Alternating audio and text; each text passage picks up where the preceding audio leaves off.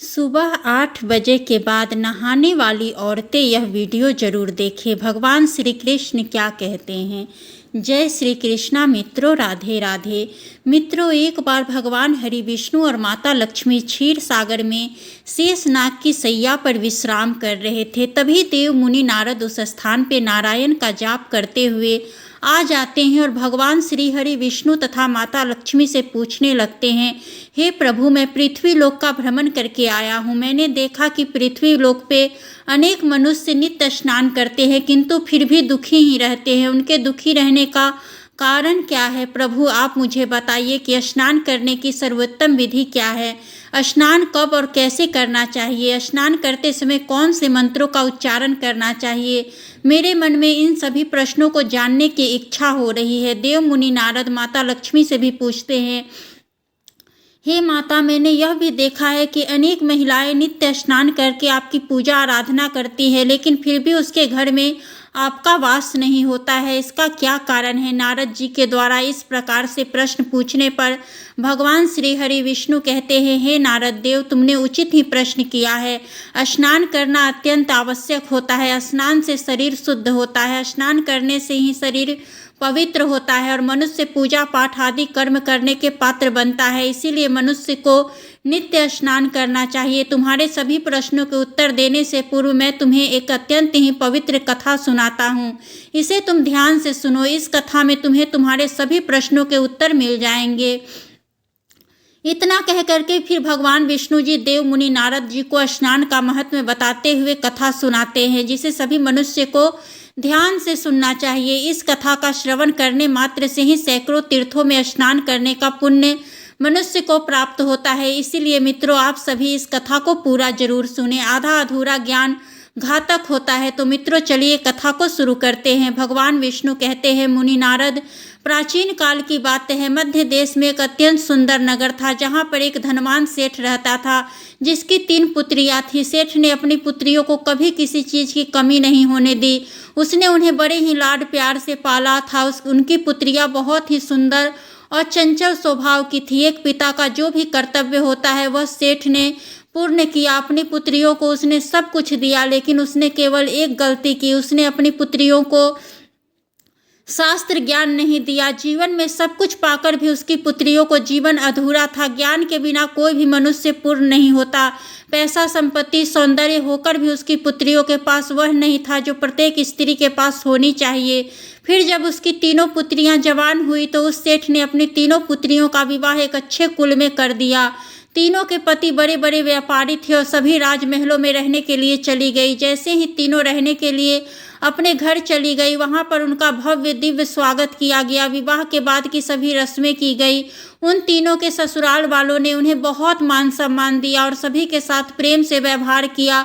वे तीनों अपने ससुराल में बड़े ही मजे से रहने लगी। तीनों सुबह देर से जागती थी, देर से स्नान करती, बिना स्नान किए ही भोजन किया करती, कभी कभी ही पूजा पाठ किया करती थी। उनकी सास ने उन्हें कई बार टोका, लेकिन किसी ने अपनी सास की बात नहीं मानी और अपनी ही मनमानी करने लगी। लेकिन जैसे जैसे समय बीतता गया, उन तीनों पुत्रियों के ससुराल में परेशानियां बढ़ने लगी। तीनों के पतियों को व्यापार में आर्थिक नुकसान होने लगा और धीरे धीरे उनका सारा व्यापार डूबने लगा। दूसरों से कर्ज लेकर वे अपने व्यापार को चलाने लगे, लेकिन फिर भी उन्हें घाटे का ही सामना करना पड़ा, जिससे घर में क्लेश होने लगा।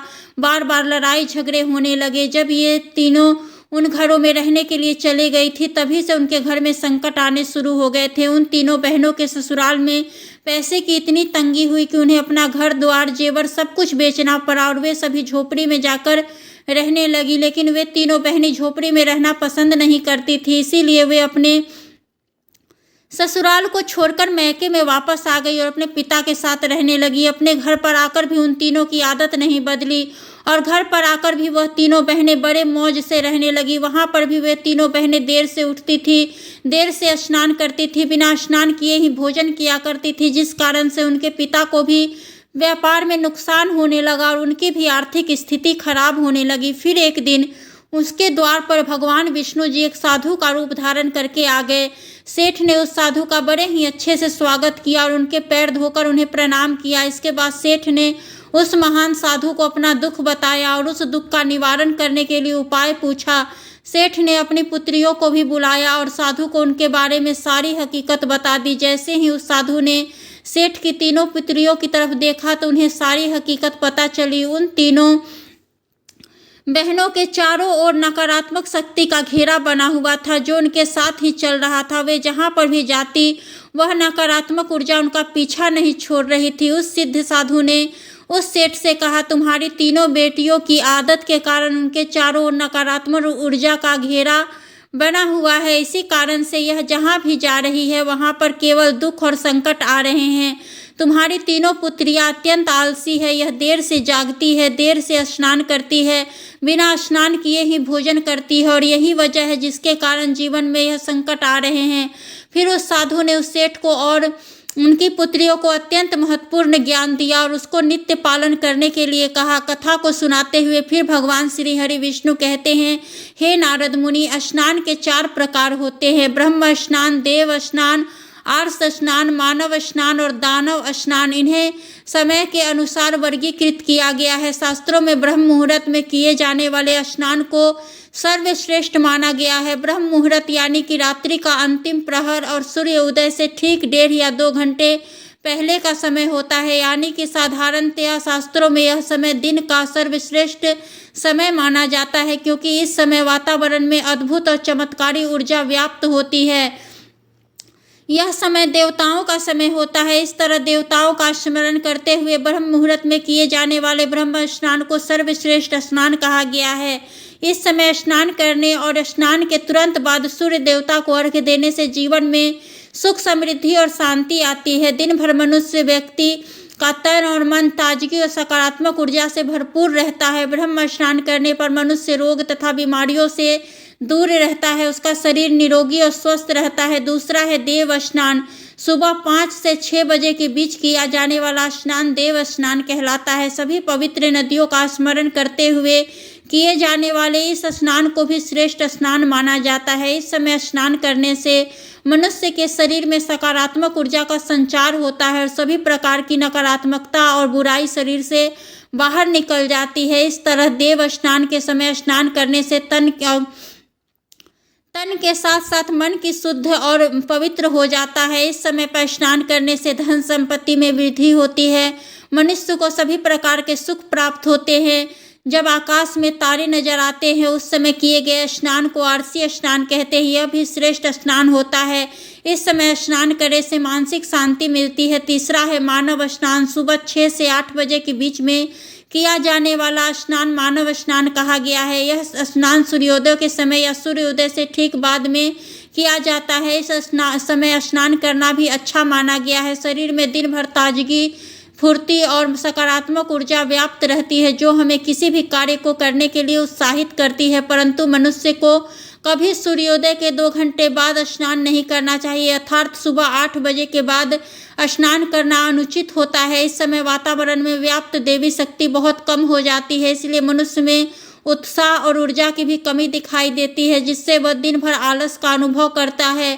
पूरे दिन शरीर में सुस्ती सी रहती है और किसी भी काम में मन नहीं लगता। सुबह 8 बजे के बाद स्नान करने से व्यक्ति के जीवन में दुर्भाग्य आता है, उसके शरीर में नकारात्मक ऊर्जा का वास होने लगता है। ऐसा मनुष्य जिस स्थान पर भी जाता है उसके साथ दुर्भाग्य चला आता है। तुम्हारी यह तीनों पुत्रियां सुबह देर से स्नान करती थी, जिस कारण से उनके ससुराल की सारी संपत्ति नष्ट हो गई और अब तुम्हारा भी धन नष्ट हो रही है।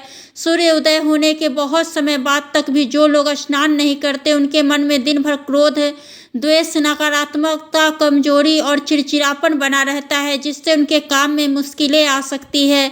इसीलिए प्रतिदिन ब्रह्म मुहूर्त में स्नान, देव स्नान या मनुष्य स्नान करने की सलाह दी गई है। प्रतिदिन पवित्र कालों में उठकर स्नान करके ईश्वर की पूरी श्रद्धा भक्ति भाव से आराधना, प्रार्थना और पूजा पाठ करने से तथा सूर्य देवता को अर्घ्य देने से हमारे तन के साथ साथ मन भी शुद्ध और पवित्र हो जाता है और हमारी बहुत सी समस्याओं का समाधान हो जाता है। हमारे अंदर से सभी प्रकार की नकारात्मकता दूर होती है और सुख समृद्धि का मार्ग खुल जाता है। संध्या काल और रात्रि के समय आवश्यकता न हो तो बिल्कुल भी स्नान नहीं करना चाहिए। भगवान विष्णु कहते हैं, वत्स मैं तुम्हें स्नान करते समय बोले जाने वाले अत्यंत महत्वपूर्ण मंत्र के बारे में बताने जा रहा हूँ, इसलिए तुम इसे ध्यान से सुनो। जो भी इस मंत्र का उच्चारण करते हुए स्नान करता है उसके सभी पाप उसी क्षण नष्ट हो जाते हैं और उस व्यक्ति का उसका दुर्भाग्य भी नष्ट हो जाता है, उसे सुख समृद्धि प्राप्त होती है। वह मंत्र इस तरह से है, इसका अर्थ है, गंगा यमुना गोदावरी सरस्वती नर्मदा सिंधु और गौरी माँ, मेरे स्नान करने के जल में कृपया आप सभी पधारिए। इस मंत्र के उच्चारण से सभी तीर्थ स्थानों में स्नान करने का पुण्य मिलता है दोस्तों। तो इस तरह से भगवान हरि विष्णु ने उस सेठ को स्नान का महत्व बताया। फिर सेठ की तीनों पुत्रियों को अपनी गलती का एहसास होते हुए सेठ की तीनों पुत्रियों को उसका समझ भी आ गई। वे तीनों अपने अपने ससुराल में रहने के लिए चली गई और भगवान विष्णु द्वारा बताए गए स्नान के सभी नियमों का पालन करने लगी। मित्रों, वह तीनों सुबह ब्रह्म मुहूर्त में जागकर स्नान करने लगी और नित्य सूर्य को जल चढ़ाने लगी। सुबह नित्य स्नान करने से उनका शरीर पवित्र हो गया और वह नकारात्मक ऊर्जा भी पूरी तरह से नष्ट हो गई। धीरे धीरे उनके पति का व्यापार भी ठीक से चलने लगा और उनका खोया हुआ सब कुछ उन्हें फिर से वापस मिल गया और तीनों बहनें बड़ी ही प्रसन्नता से अपने ससुराल में खुशी खुशी रहने लगी। तो दोस्तों, इस तरह से हमारे जीवन में स्नान का बहुत ही ज़्यादा महत्व होता है, इसलिए हमें रोज़ सुबह जल्दी स्नान करना चाहिए। सुबह 8 बजे के बाद स्नान करना अशुभ होता है। इस प्रकार से भगवान विष्णु ने देव मुनि नारद को स्नान का महत्व बताया। उम्मीद करते हैं आप सभी को यह कथा पसंद आई होगी। अगर आप लोगों को यह कथा पसंद आई हो तो वीडियो को लाइक ज़रूर करें और कमेंट में जय हरि विष्णु लिख करके चैनल को सब्सक्राइब करके बेल आइकन ऑल पर प्रेस कर लीजिए, जिससे आप सभी को ऐसे ही कथा कहानी सुन सके। आप सभी का धन्यवाद। राधे राधे।